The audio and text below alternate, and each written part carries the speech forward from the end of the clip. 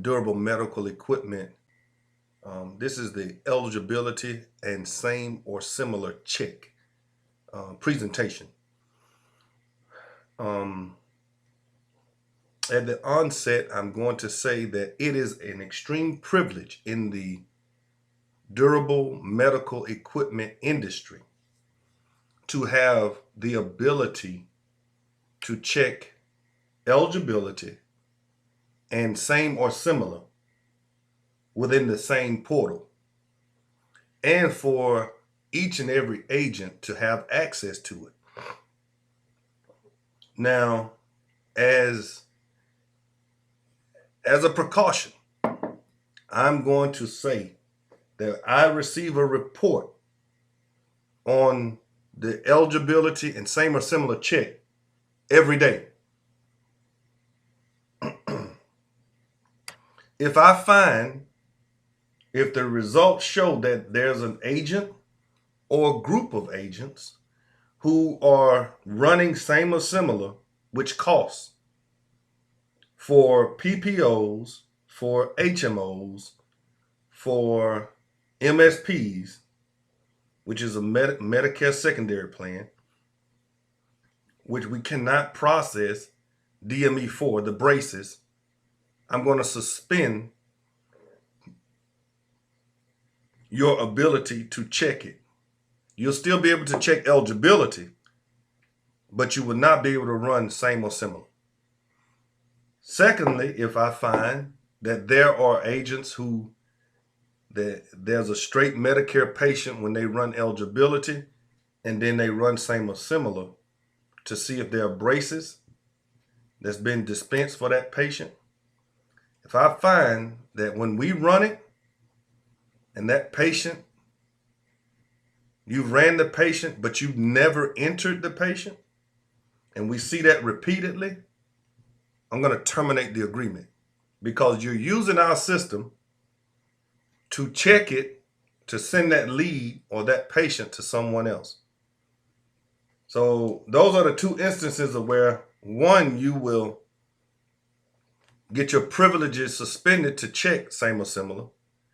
Two, you will be terminated if you're running our same, using our portal to run checks for same or similar, and then sending that patient never finds its way into our system to be processed for a DME order, especially if the patient has not been dispensed on multiple braces. So the latter one will get you terminated. The first one, will your privileges to run same or similar will be suspended. So I just want to make that clear at the onset of the video or the presentation. So we're going to move along. We deal with, of course, we got protected health information. All agents should, have their HIPAA certification. We run the Medicare Part B, has to be active. Now, you're going to get a few results. Each and every agent will have a portal login, which I'm about to show you. But the Part B has to be active. And so you'll log into your portal, and I'm going to walk you through the process real quickly. This video shouldn't take long. Okay, so you'll log into your portal here, and you're going to click on triage right here. And you're going to click DME. Okay. And this is where you're going to check eligibility and same or similar. You will go down here to patient demographic, and you would type in the patient's name,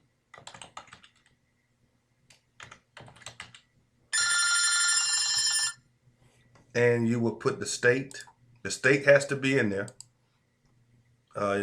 Male or female, that's not necessarily. And you will put the date of birth. And you would put the Medicare ID number.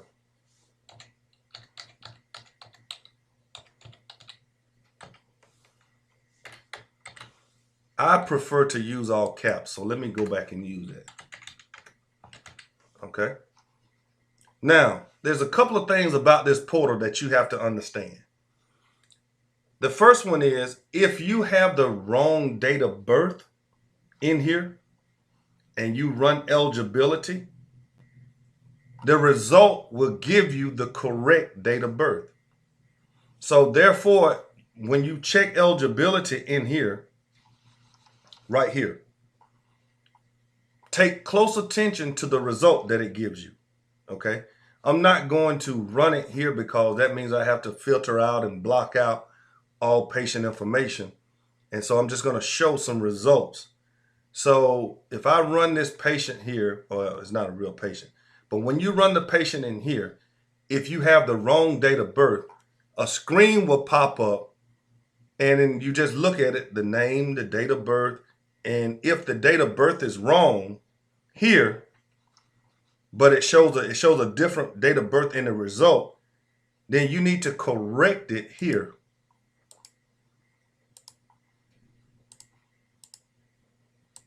So instead of the 15th, it should have been the 18th. So you would correct it.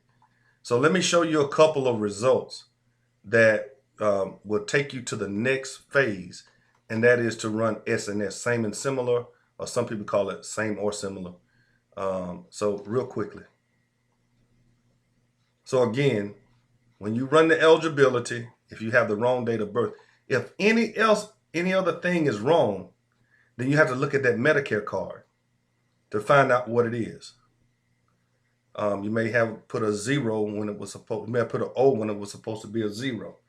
So you check the numbers, you're going to get some, if you get an error here, then you want to most definitely check what you entered. If there's a space right here, like this, it's going to come back with a bad error. So you have to make sure that there's no space. So you back that out. If there's a space here, you got to back it back out. You can't put junior, you can't put senior, you can't put the first or the second or the third or whatever. You just have to put the person's name. The name, first and last name. Don't worry about putting senior, junior, so forth and so on. Because when you run it, it's going to say bad error. I think that's it on this point. So anything other, if you put in any information that's wrong, you may get an error 72 or error 73.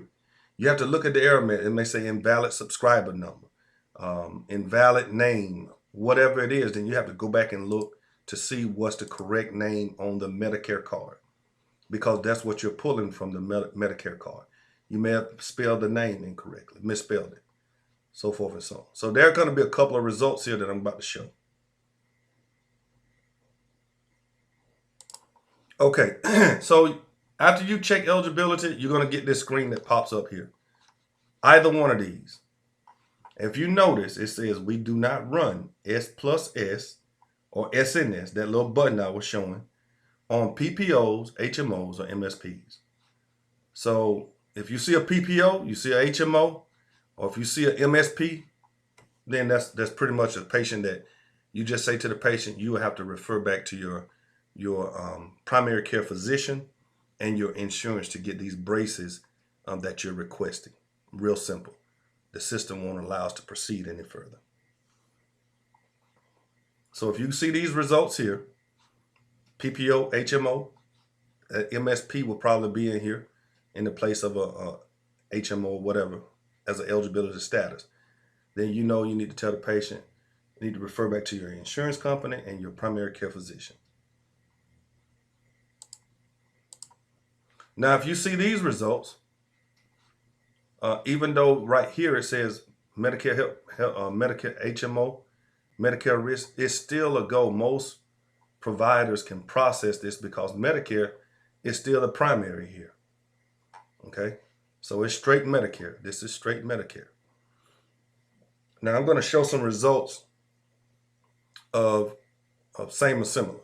So after you see this straight Medicare, then your next step would be to do same or similar.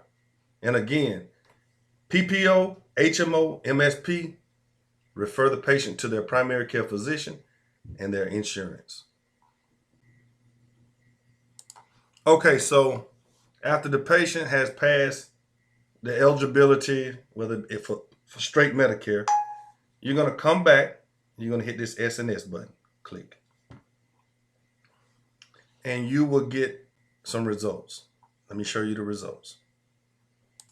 All right. So here are a couple of results that you can get. These are 2 different patients here. So as you see, when we ran eligibility for this particular patient here, it came back. There were no results, meaning that this patient has not received any braces. Okay, so that's a good one. So the braces that they are requesting, then you will know. Okay, well they can get a back, a shoulder, and a knee, or whatever they're requesting. Okay. Now, a little different here. If you see these results here and then it says allowed over here, this is a wrist brace. So this patient had a wrist brace on 3/20/19. This patient had a left knee brace on 3/20/3/18. This patient had a back brace on 3/18 as well. So pretty much if you run the patient and they come back with all of this here, then you know that, hey, okay, well, they had a shoulder. It was the right shoulder. They could possibly get a left shoulder, but look at the time frame. If it was a year ago, then they could possibly get it. But if it's within 5 years, they cannot get the same brace, especially if it says allowed over here. So you'll see these results and it'll say type, and you'll look at, okay, this is a left knee. Well, they could get a right knee. This was a left wrist. Well, they can get a right wrist if they want one. This was a right shoulder. They could get a left shoulder, but they can't get a back. They can get a right knee. They can get a left shoulder if they want that. If they don't want it, then there's nothing we can do about it. So you'll see the results here. Now what happens is this. If you script and you knowingly have the ability to check SNS, well, we're going to check it anyway before we put it in the system. But we just want to give you the opportunity to see the braces that the patient will qualify for. So if it's clean like this, or even if it has some, they still may say, well, that right shoulder, my left shoulder is messed up now. I need a left shoulder brace. Okay, no problem. So these are the results that you can see, all right, when it comes to determining if that patient will qualify for the braces that they're requesting. And so from that point, you would put the information into jot form based on the request of the braces. You will make sure that that patient specifically states the braces that that they pass eligibility for, that they want, and follow the script, the consent for treatment script to the letter, and submit it through jot form, and then we will enter that information into the triage portal for you. You will be able to track it, you'll be able to track it, see when the patient was scripted, so forth and so on. And that will conclude the eligibility and same or similar check presentation. Thank you.